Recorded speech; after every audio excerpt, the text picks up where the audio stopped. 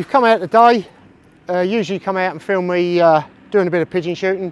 It was all lined up to do a bit of pigeon shooting today, but with it being a dry year, we've been waiting for a bit of rain so that we can get our winter raping. We had a bit of rain, it was only 5 mil 2 days ago, and it soaked in a little bit. So we're hoping to get on and do some drilling today. So you come up with the idea, well, we'll do another farming one. We did one last year with the combine, which went down quite well, so we thought we'd have another go at it today. It's quite a busy day today. We've got the line spreading going on in the background. They're spreading up. We've got just over 1,000 tonne of lime going on, topping up and everything. So yeah, so they're doing the line spreading today. Been sumoing through the night just to pull up a bit of ground ready. Hoping to get drilling as soon as you've gone, sooner the better. Calibrated the drill. It's just a case of getting everything set up out in the field. But yeah, so that's why we're doing a farming one. It's been a bit of a stressy year. It's been brilliant for the combining in one way, but not in others. The weather's been so hot. The grain's been dry, in some cases too dry. The rape, that wants to be between 6% moisture and maximum 10. You start getting penalised. 6% you get, I can't remember exactly what it is, I think it's about a £60 bonus on a 6% moisture, and then it just, the more it goes up, the higher the percentage on the moisture, the less bonus you get. 10%, they don't want it over 10%. 9 is the thing, so you've got like 6 to 9, that's where they want it. So we was having these hot days, rate was drying out down to 4%, 3 and 4%. So the only way to cut it was either 5 o'clock, 4:30, 5 o'clock in the morning, or work through, start combining at 12, work through till about 2, 3 o'clock when the damp come in. So I've done a lot of night combining this year, and then we got back onto the wheat. We had temperatures here, they were 39s, 40s for a couple of days, and it's not only the grain was really dry, the worry then is combines catching fire, and we had 3 combines within 6 mile of here that went up in flames, 2 on the same day in 2 adjacent fields, virtually the same time, and then a couple of days later there was another one went up. So that was always a worry. You get a bit of chaff, lands on the exhaust. You can't stop that. Coming off the combine, you're always going to get the chaff. That lands on the exhaust, gets hot, falls down, lands on more chaff on the combine, and it's running red hot anyway, so the chances of it catching light are really high. So I kept away from that. I had about 5 days out, I didn't even bother going combine, I just didn't want to risk it. So which was a bit of a pain, but with the weather forecast the way it was a long spell. It was just dry. So the ground, like I say, is just baked the ground out. We've got cracks in some of the fields. They're probably 3 inches wide. You can waggle a stick, you can get it down. That'll go down 2.5 to 3 foot. So it's dry. That's why we wanted that bit of rain yesterday. We was lucky in one way, but unlucky in others. A mile to our right, or to the right towards East Grinstead, they had 25 mil of rain. A mile, 2 miles back home to where I live, they had probably 18 to 20 mil. We had 2 mil here, so which did nothing. But there again, they've managed to come in and do the lime spreading, which is good. So get that out of the way. They talk about a bit more rain over the weekend, so I've got a block of rape I want to get in this afternoon, this evening and tomorrow. So I'll get that done and just pray for a bit of rain. All in all, this year we've got near on 200 acres of oilseed rape to go in. The rest is going into winter wheat and a little bit of winter barley. So yeah, so today is a busy day, and I could have done without you being here, but I'm pretty sure I'll make the time up tonight. I don't know how, but I will. So, but yeah, so that's where we are with this summer, really. Rain is what we need. How much shooting? As for shooting, I've done a hell of a lot this year. It's been quite good. Huh. What's that? A caterpillar clawing up my arm. Oh.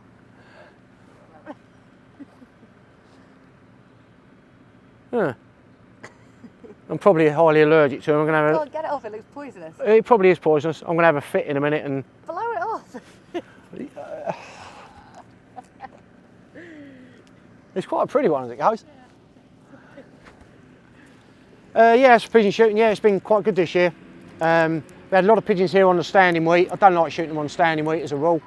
So we had to shoot them on grass margins. There's a bit of ground that boundaries our ground, and that's grass. They cut it for hay early, which was nice. Because it was dry, they cut it really early, so that was good. So they let us shoot on that, flighting them to it, so that worked really well. They were doing quite a lot of damage on the beans. They started on the beans as soon as they were green in the pod. They was on those.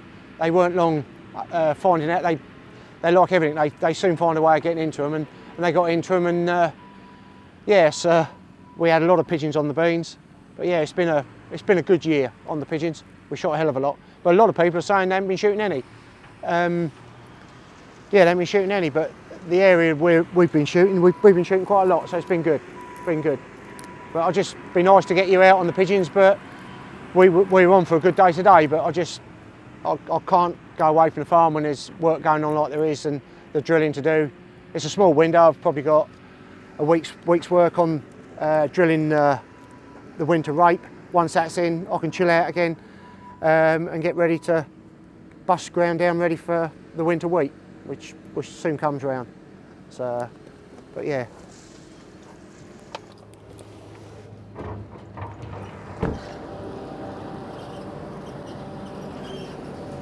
Well, I've got Derek here today and Dan and Andy over the back there hiding somewhere over here, the spreader drivers. We're having a lot of line put down today. It's been left a couple of years. Conditions are ideal at the moment. Nice dry lime, it's good quality lime as well. The fields are dry, so there's no worries of compaction and everything. So, but Derek's come up the other day and tested some and found we're lacking pretty well. So we're doing the whole farm. It works out just over 1,000 tonne, at £23 a tonne, which sounds a lot of money, but when you take in consideration fertiliser prices, and the fertiliser won't work as well if this isn't on there. Fertiliser price comes in at about anywhere between £800 and £1,000 a tonne at the moment. So putting those two side by side, this is cheap at half the price. But yeah, so that's the reason we're doing it. Derek's going to talk you through what he's done this morning and the samples and explain them through. Right, yeah. Well, I started out in the field we're in now. Testing, took about 14 tubes out in this field, and they're all down to about 5.4, 5.5, which means they need 3 tonne to the acre, bring them up more alkaline. So, but yeah, I've done the next field round, that's the same. So that's going to, well, as Andy said, they're all pretty much back down. They want topping up, don't they? Places where there's a bit of green in there, they want topping up to bring it all to the same level. I wouldn't be surprised if we test it in a couple of years' time, they would still want a bit more to bring them up. Would they? Yeah, even if we don't? Yeah. I was talking to someone this morning and they were saying if you don't plough, you won't need to put so much lime on. Is that true? Well, you're going to cultivate it deep as well. Yeah, that's right. You're going to sumo it and that, so it will go down. Yeah, well, now, I'm sure in a couple of years' time, as acid as it is, it most probably will want topping up again, but most probably with a couple of tonne. Yeah, yeah. So that is my job, what I'm doing at the moment, and I leave the spread into these two professionals. The thing is, Dan's a big shooting man, and so's Gary, where the lime comes from. That's how I met Gary Robbins, and that's why I use him. Well, not one of the reasons, but it's all good quality lime. There's no lumps in it. You don't want lumps. It wants to be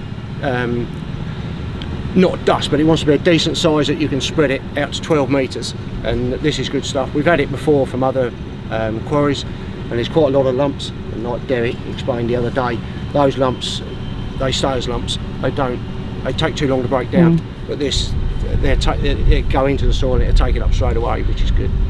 So Derek, are you able to explain like how you actually, what are you taking, what do you do? Take soil, mix it with? Do you want to you want to take a sample so I can video? That'd be the good thing. So we got barium sulfate in the bottom, and then the soil, and then that is distilled water. A little bit too much, but there you go. And that is soil indicator. That is what takes it for the colour it's going to go, which should be orange. I hope.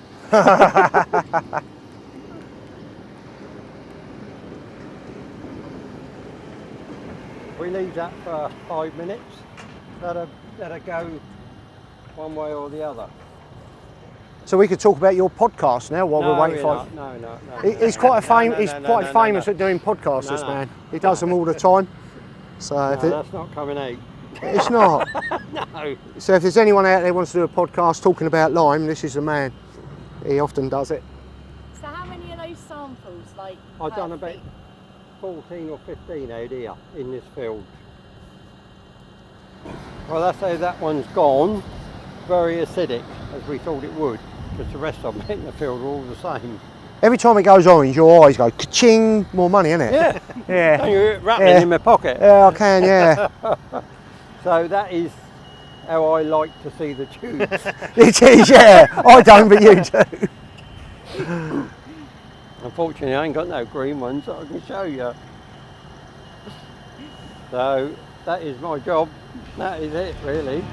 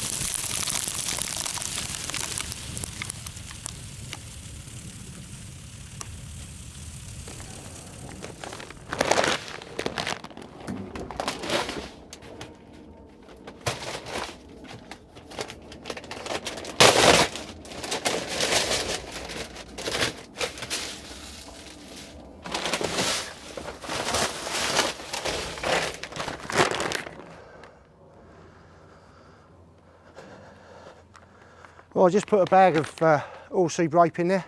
That's tipped in there. The drill is calibrated. So now it's just a case of setting the front power harrow up the right depth, back power harrow, pressure on the coulters, getting everything set up right, go out in the field, get it all, like I say, get out there, get it all set up, and then start getting it in the ground. Looks like being a long night tonight, so I just hope it doesn't get too much rain while it's dusty. It's a pain in the neck because everything gets wet, everything sticks to it, and you can't see what the hell you're doing half the time. But yeah, so a bag of seeds in there. Do you want to see the seed, Emily? Yeah. Right, so there's the seed. That's just a general purpose dressing on that, and it's got like another dressing that gives it a bit of a boost to get it going. Looks like lead. It does, it looks like, I'd say that's number six shot, I'd say that, say. But yeah, so it's got dressing on it so that it gets going, gives it a bit of vigour when it starts. The main problem is these days is the cabbage stem flea beetle. We used to have a dressing that was put on it so that once it come through, it used to put them off eating it, but that's been banned for different reasons. The evidence is that the reasons they banned it, it doesn't exist anyway, but I'm not going to go into that. It's just frustrating because the flea beetle, I know they're going to hammer it, and we just have to keep spraying it with insecticides to try and kill them and keep them at it. But if there's got a bit of moisture and a bit of warmth, it should get away from them. It's a case of looking early mornings, midday and late evenings to see if they're out there. But yeah, so that's what we're up against. Anyway, so that's the rapeseed. You've seen that. Now it's just a case of getting the, well, like I say, the drill's calibrated, sorting out the depth that the seed wants to be at, sorting out the power harrow depth, front and back, and then get away. Job done. So let's get on.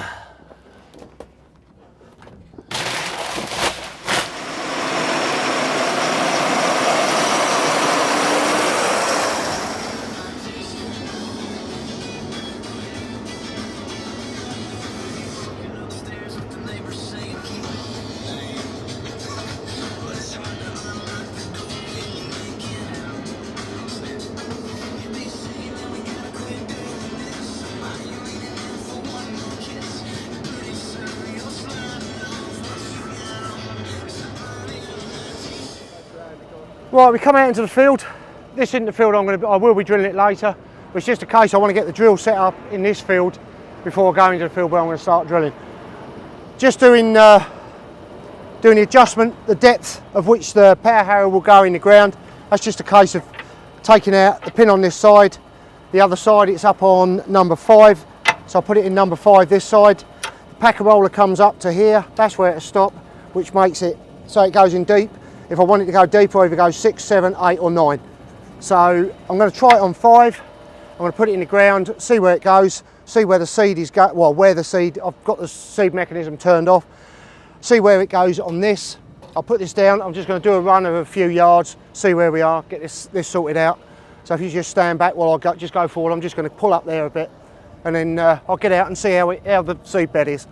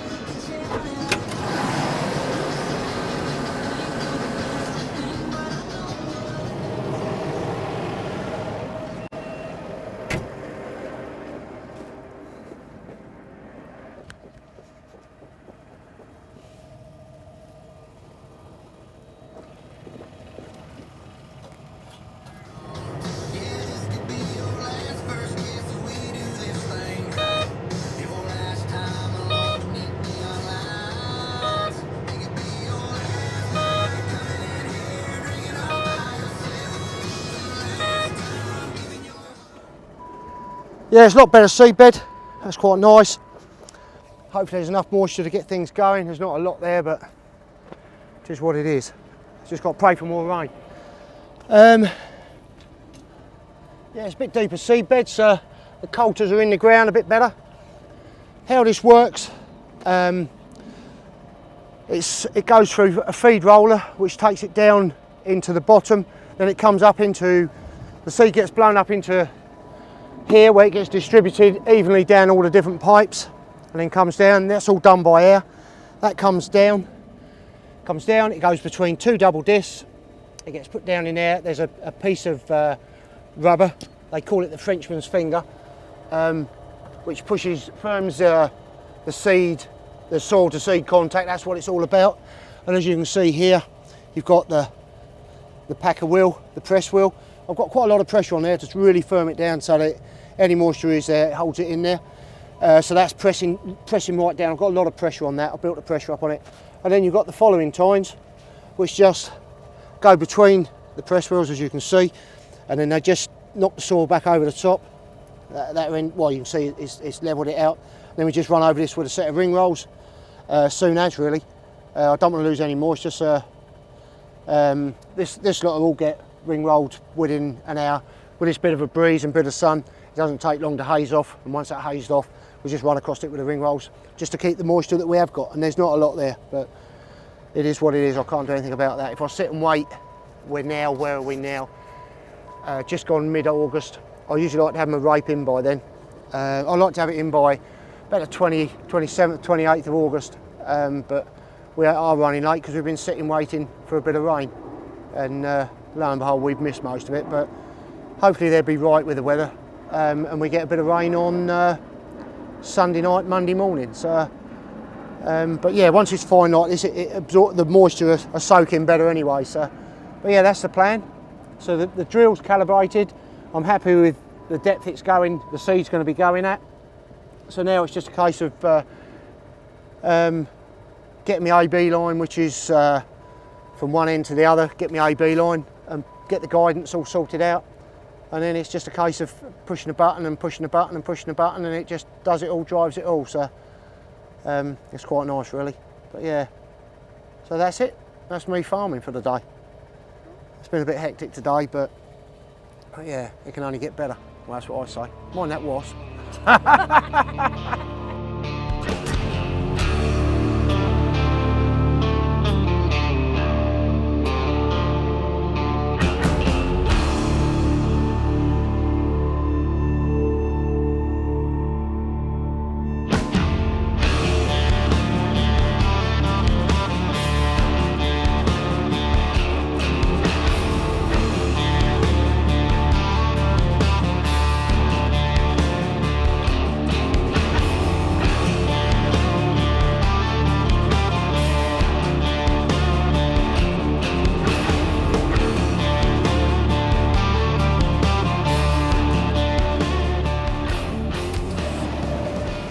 Well, thanks for coming. I've got a fair bit to do. I've got about 60 acres I want to get done this afternoon, so it's going to be this afternoon tonight, so it's going to be a late one.